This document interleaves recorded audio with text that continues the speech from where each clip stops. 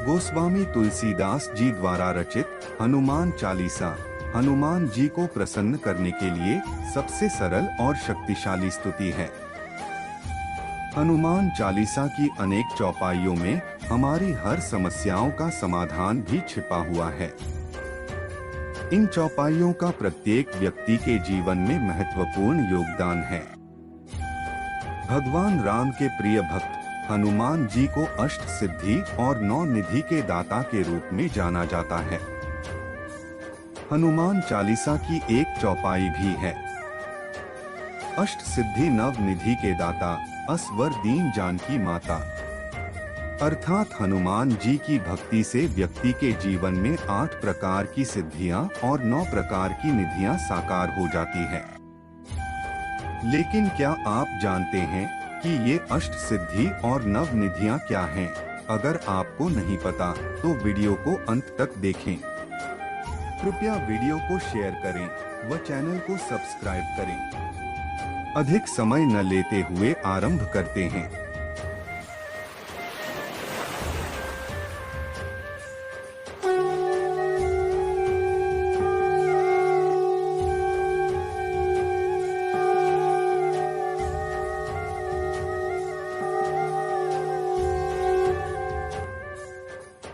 विश्व भर में सबसे मूल्यवान वस्तु 9 निधियां हैं, जिन्हें पा लेने के बाद किसी भी प्रकार के धन और संपत्ति की आवश्यकता नहीं रहती।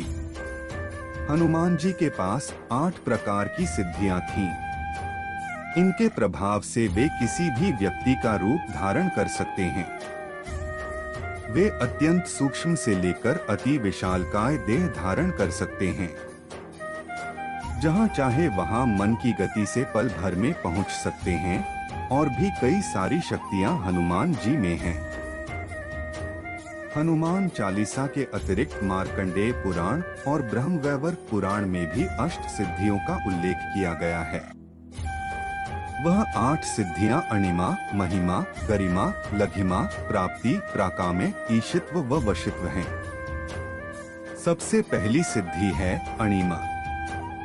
इस सिद्धि के बल पर हनुमान जी कभी भी अति सूक्ष्म रूप धारण कर सकते हैं। इस सिद्धि का उपयोग हनुमान जी ने तब किया था जब वह समुद्र पार करके लंका पहुंचे थे। इस सिद्धि का उपयोग करके हनुमान जी ने संपूर्ण लंका नगरी का निरीक्षण किया था। दूसरी सिद्धि है महिमा। इस सिद्धि के बल पर हनुमान जी ने कई बार विशाल रूप धारण किया है। जब हनुमान जी लंका जा रहे थे तब सुरसा नामक राक्षसी ने इनका मार्ग रोक लिया था। उस समय सुरसा को परास्त करने के लिए उन्होंने स्वयं का रूप 100 योजन तक बड़ा कर लिया था। इसके अतिरिक्त हनुमान जी ने कई बार विशाल रूप धारण किया है। तीसरी सिद्धि है गरिमा। इस सिद्धि की मदद से हनुमान जी स्वयं का भार किसी विशाल पर्वत के समान कर सकते हैं। इसका उपयोग हनुमान जी ने महाभारत काल में भीम के समक्ष किया था।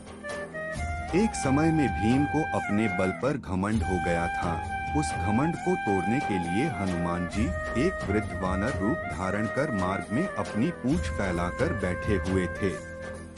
तब भीम ने देखा कि एक वृद्ध वानर की पूंछ मार्ग में पड़ी हुई है। फिर भीम ने वृद्ध वानर से कहा कि आप अपनी पूंछ बीच मार्ग से हटा लें।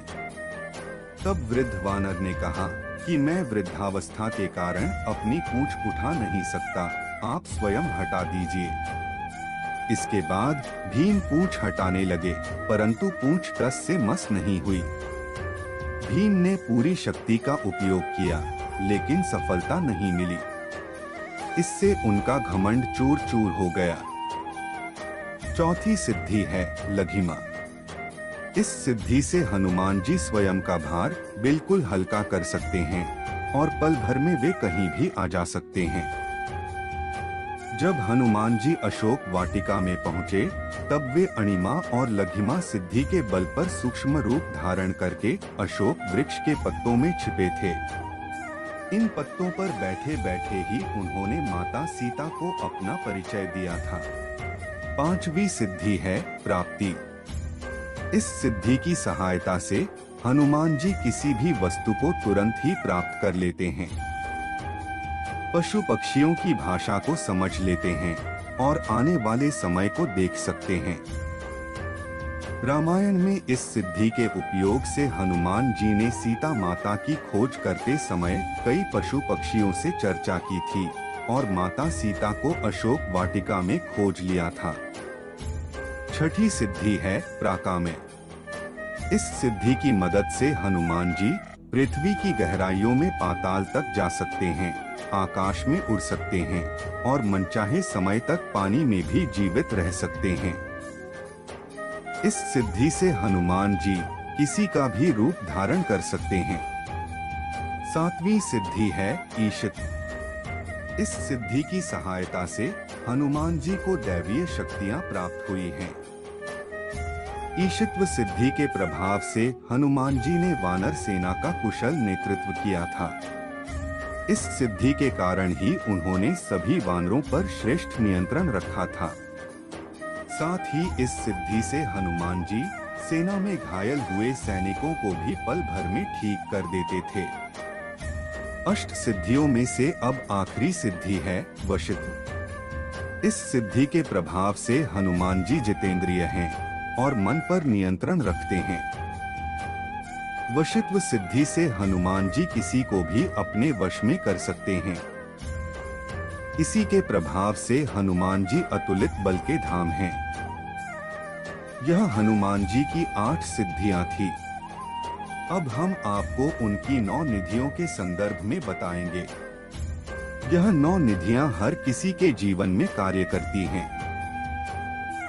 9 निधियां इस प्रकार हैं: पद्म निधि, महापद्म निधि, नील निधि, मुकुंद निधि, नंद निधि, मकर निधि, कच्छप निधि, शंख निधि और खर्व निधि। पद्म निधि।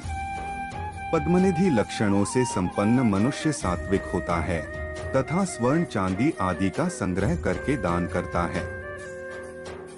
महापद्म निधि। महापद्म निधि से लक्षित व्यक्ति अपने संग्रहित धन आदि का दान धार्मिक जनों में करता है। नील निधि। नील निधि से सुशोभित मनुष्य सात्विक तेज से संयुक्त होता है। उसकी संपत्ति 3 पीढ़ी तक रहती है। मुकुंद निधि। मुकुंद निधि से लक्षित मनुष्य रजोगुण संपन्न होता है और वह राज्य संग्रह में लगा रहता है। नंद निधि। नंद निधि युक्त व्यक्ति राजस और तामस गुणों वाला होता है और वही कुल का आधार होता है। मकर निधि। मकर निधि संपन्न पुरुष अस्त्रों का संग्रह करने वाला होता है। कच्छप निधि। कच्छप निधि लक्षित व्यक्ति तामस गुण वाला होता है। वह अपनी संपत्ति का स्वयं उपभोग करता है।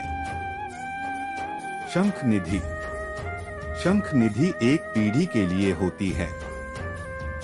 इस निधि को प्राप्त व्यक्ति स्वयं की ही चिंता और स्वयं की ही इच्छा करता है। वह कमाता तो बहुत है परंतु उसका परिवार गरीबी में ही जीता है। खर्व निधि वाले व्यक्ति के स्वभाव में इन सभी निधियों के मिश्रित फल दिखाई देते हैं। आशा है कि अष्ट सिद्धि और 9 निधियों की यह प्रस्तुति आपको अवश्य पसंद आई होगी। हनुमान जी आप पर सदा कृपा बनाए रखें। मिलते हैं हमारी एक और ज्ञानवर्धक प्रस्तुति के साथ। तब तक के लिए जय जय श्री राम।